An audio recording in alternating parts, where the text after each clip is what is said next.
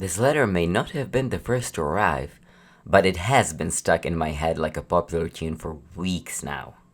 Singing out loud is supposed to break the loop when it comes to songs, so I am hopeful that this same applies to letters. Not that I'm going to sing it, but I am going to be loud about it. So, let's sing.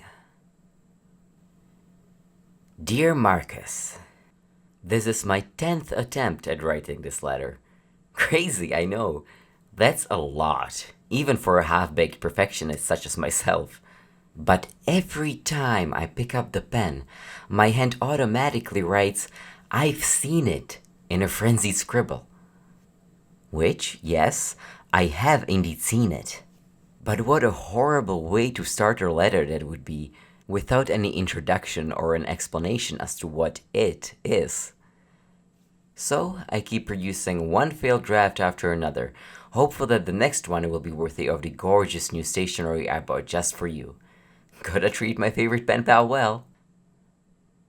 But I really do have to get this out, so here we go. I've seen it. If you already got the letter that I sent yesterday morning, then you know that I was feeling a bit anxious about the recital I had that evening. Well, as it turns out, I had no reason to worry. It was absolutely smashing. Everyone brought their A game.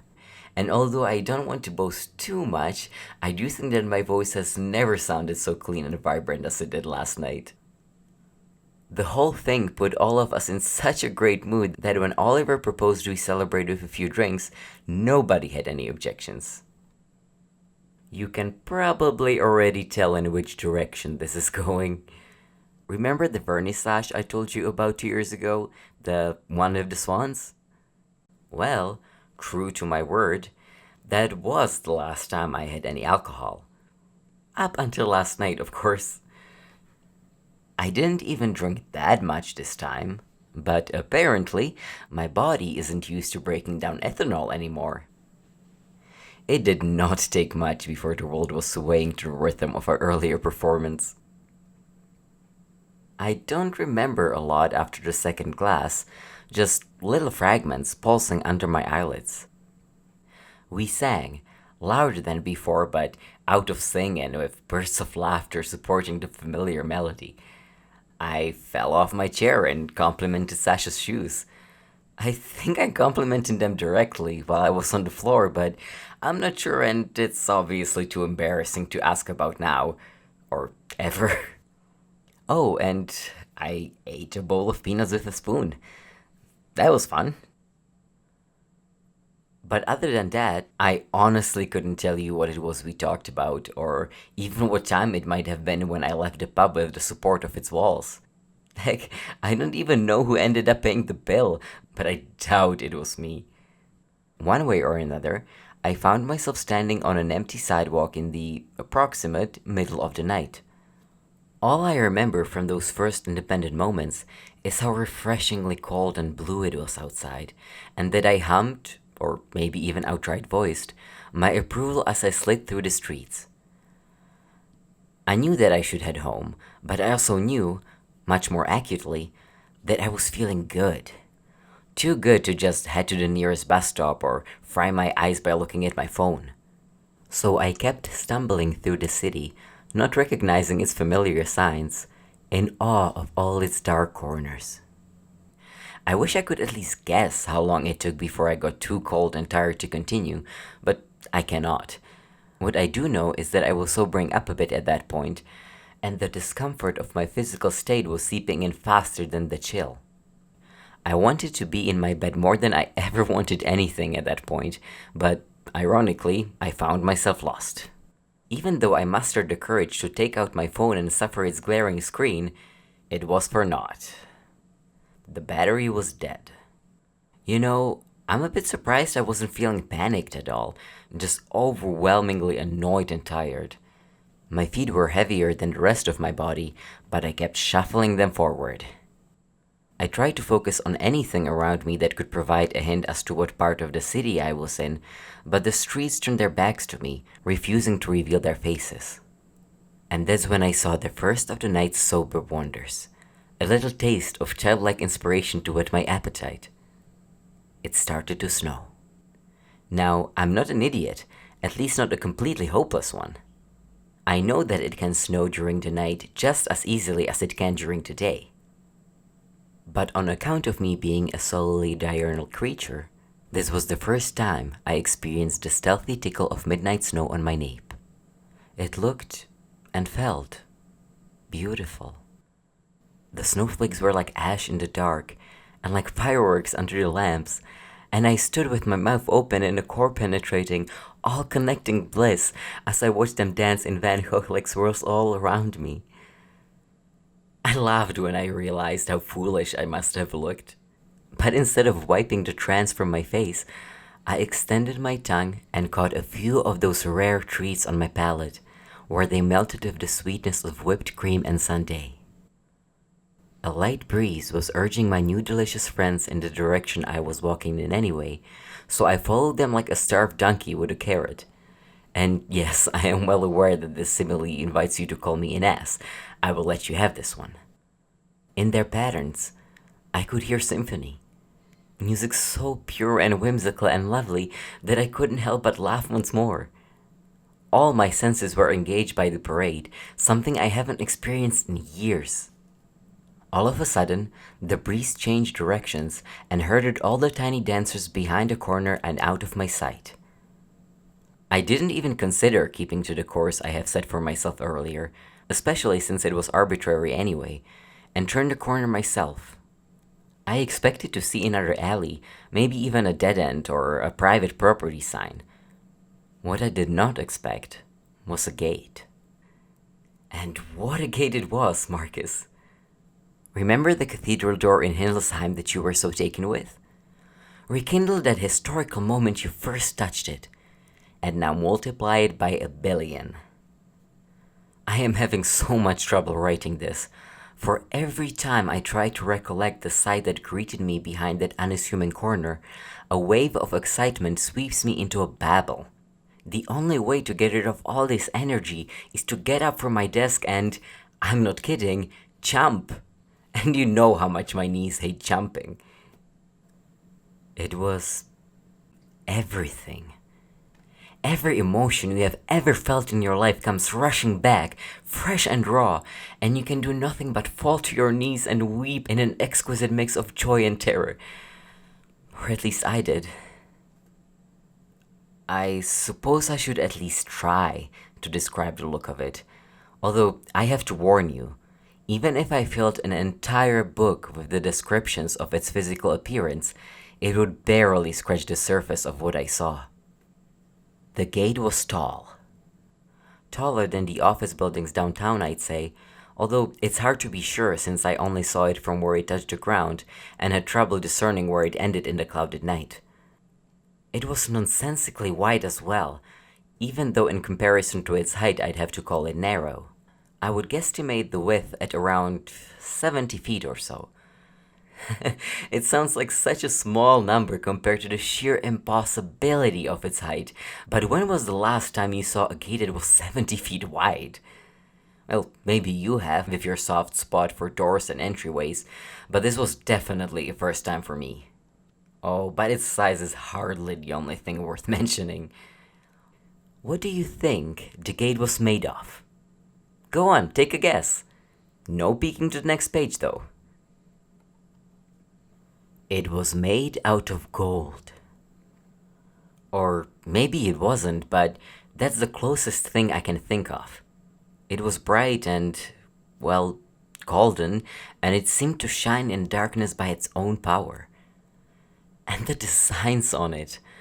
I wish you could have been there. You would be a much better fit to appreciate the craftwork, but even a layman like me immediately knew that this was the work of pure genius.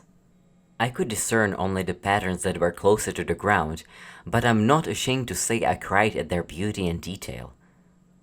Some of them were abstract, at least I think so, while others depicted anything from a single blooming flower to complex sceneries reminiscent of Hieronymus Bosch and his hellish landscapes. One such scene especially struck me, maybe because it was at my eye level and thus easier to see in its haunting detail. It told a story of a man who has been cut diagonally in half.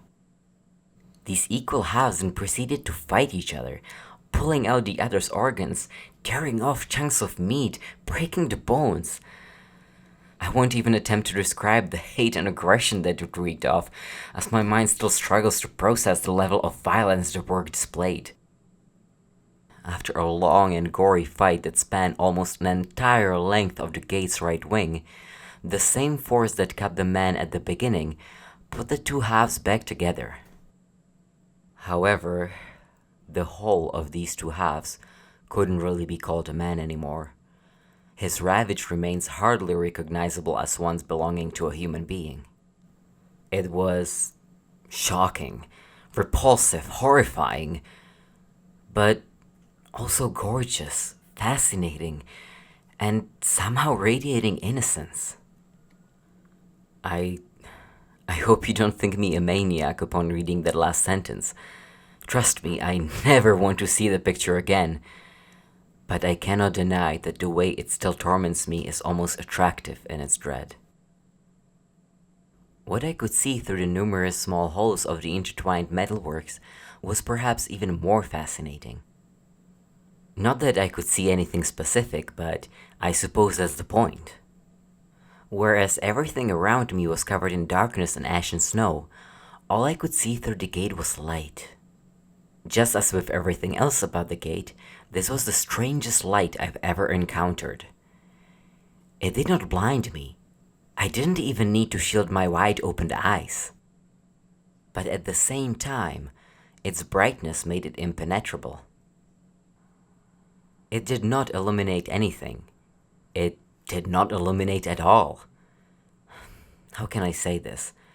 It was like darkness, except white. Or like a fog that was completely clear. It's hard to describe. You might think that what I'm telling you is impossible, that it must have been a dream or a consequence of the earlier drinking. But trust me, as impossible as I admit it was just as real. I would sooner denounce the existence of the snow that fell on me that night, which, by the way, is still covering the city, than I would denounce the existence of that gate. I know it sounds ridiculous, but you know me. I simply don't have the imagination to make something like that up, and neither am I prone to deluding my senses. I hope that all the years we have spent corresponding will give weight to what I write now. That gate was as real as you and I. But, dear Marcus, I haven't even told you the best part yet. Marcus, the gate was open. That's where the letter ends, or at least the parts I can read. If there was anything below this, it has been splattered too heavily to make out. I tried to learn more about the author, but aside from a few mentions of him on the blog of a local choir, searching for him online was completely useless, as I should have expected from someone who still writes letters. Searching the news for a mention of his death on the day he was reported deceased was equally as fruitless. Since I ran out of all the comfortable options, I finally went to Gilbert for any gossip he might have heard from his friends at the OCME. In the end, all I had to do was say that I have recently burned some extraordinarily soiled letters and the dam has broken. Apparently, Mr. Betteredge, the author, was found dead at his desk. A heavy oak bookshelf that originally stood at the wall behind him has tipped over and killed the man instantly by partially decapitating him. It was determined that the custom-made furniture wasn't properly balanced, and since it wasn't attached to the wall in any way, gravity took the reins and murdered Mr. Betteredge for his naivety. Jumping in front of it in excitement probably didn't help much either.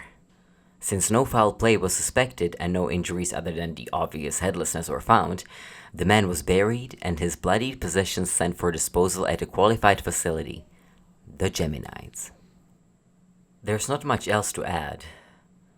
I do wonder whether the gate that Mr. Betteredge saw was, as he himself indicated, some sort of a hallucination brought on from either alcohol consumption or tiredness. The latter also offers the explanation that all of this was nothing but a vivid dream. At the same time, I cannot get this old nursery rhyme about Golden Gate out of my head. I tried searching for it in English, but it seems to be one of those European things that's hard to translate. All that this search offered was an article about a mysterious beheading at the Golden Gate Park in San Francisco, but that's neither here nor there. Either way, all I can recommend you is don't drink too much, or you might lose your head in more ways than one.